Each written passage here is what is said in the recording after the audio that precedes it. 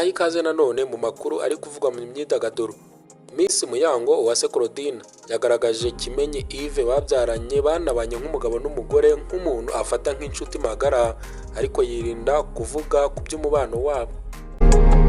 Yabigarutseho mu kiganiro yagiranye na Ndahiro Taiku mu kiganiro one on one, aho yarabajijwe icyo yavuga ku bantu batandukanye barimo na Kimenyi. Mu gusubiza yagize ati ntabwo ari byo kumuvuga izina, reka mvuge ngo ni papa wa Migi, umwana babyaranye.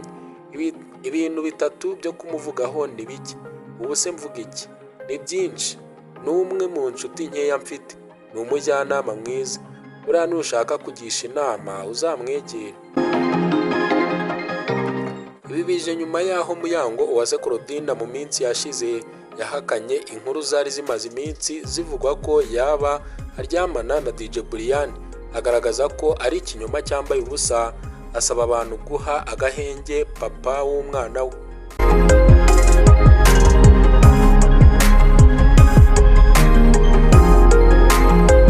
Yabigarutseho mu kiganiro yagiranye na Yago TV Show, aho bamwe bemezaga ko ashobora kuba atamerewe neza mu rugo rwe n'umugabo we Kimenyi Yves, ukaba ukekwaho kuzamo agatotsi kugeza aho bombi batakibana.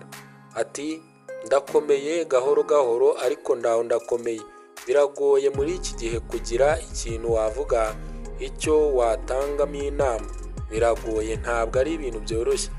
Iyo ubona umuntu utazi, utarabona, utabonye bwa mbere, afata kamera akagufatiraho ijambo akavuga ati uyu muntu ndamuzi, twarakuranye, abeshya, ni byinshi.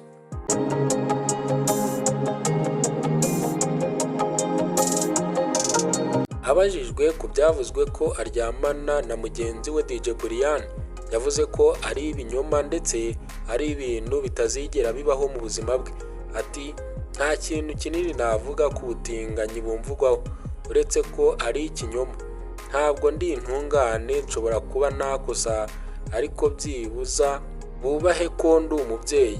Ibyo bavuga cyangwa bumvise ntabwo ari byo, nta nubwo bizigera bibaho. Uko niko kuri kwanjye nka Muyango, sindi buze kujya ku bandi n'ukuri kwabo bafite. Umuntu yizera ibyo ashaka bitewe n'uko yari asanzwe akubona, ibyo byose ni ukumparabika. Yabajijwe ku mubano we na Kimenyi, araruca ararumira, agaragaza ko nta byinshi afite byo kumuvugaho.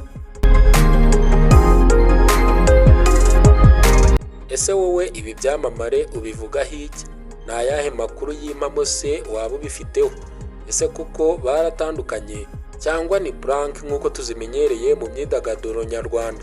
Hagati aho ngaho mu gihe tugitegereje ibyaba ngaba, njye mbabaye mbashimiye. Amazina yanjye nk'ibisanzwe nitwa Journaliste Thierry. Mukomeze mugiriwe byiza kandi mwibuka gukanda subscribe. Hasta la vista.